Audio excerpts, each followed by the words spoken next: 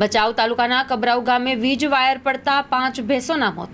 ગ્રામજનો દ્વારા પીજીવીસીએલની ઘોર બેદરકારીના કારણે ઘટના બની હોય તેવું ગ્રામજનો દ્વારા આક્ષેપો કરવામાં આવ્યા. કબરાઉ ગામે વીજ કરંટ લાગતા 5 ભેંસોનું મોત નીપજ્યું હોવાની ઘટના પ્રકાશમાં આવી છે, જેમાં ભચાઉ તાલુકાના કબરાઉ ગામે વીજ વાયર પડતા 5 ભેંસોના મોત નીપજ્યા છે, જેમાં ગ્રામજનો દ્વારા પીજીવીસીએલની ઘોર બેદરકારીના કારણે આ બનાવ બન્યો હોય તેવા આક્ષેપો સામે આવી રહ્યા છે અને વીજ વાયરને ટચ થતા ભેંસોને કરંટ લાગતા ભેંસોનું મોત નીપજ્યું હતું તેવું સામે આવી રહ્યું છે.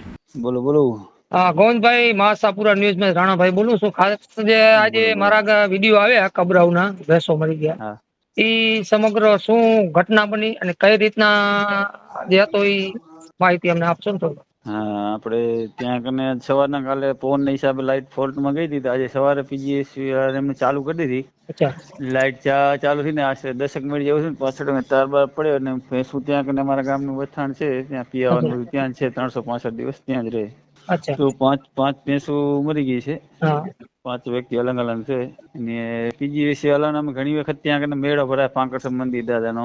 બરાબર. અંધારી દસમના આશરે 10 લાખ માણસો હોય. અને ત્યારે અમે એને અરજી તો કરેલી છે, મૌખિકમાં કેટલી વખત કીધેલું ને લેખિતમાં આપેલ છે. ત્યાં કને વાયર બદલાવાના, વાયર નબળા હતા, કેબલ નાખવાનો અથવા તાર નીચે જારીજી નાખે ને એ નાખવાનું, પણ કોઈ ધ્યાન દેતા નથી. એવું છે.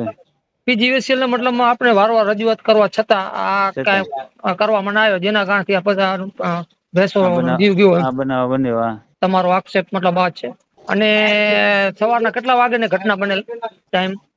સવારના હું હાજર તો નતો, પણ લાઈટ હવે આવી કેટલા વાગે 9-10 વાગ્યાના આજુબાજુમાં આવેલ હશે ત્યારે.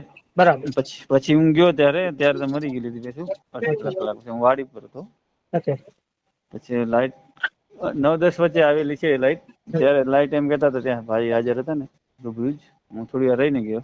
એટલે 10 મિનિટની અંદર પાવર આવ્યો ને 10 મિનિટની અંદર આ બનાવ બની. એમ આ વીજ વાયર પડવાના કારણથી આ જીબી તંત્રની ધ્યાન દોરી અને આ ઘટના બનવાના કારણ બેદરકારી છે. આ જીબી કંપનીની બેદરકારી છે. અત્યારે તમે ધ્યાન દોરી ક્યાંય કોઈ ત્યારે જીબી ને કે ભાઈ આવો બનાવ બન્યો છે? હા, જીબી ના હેલ્પર આવ્યા હતા અને પોલીસ કેસ બી પણ કર્યો છે.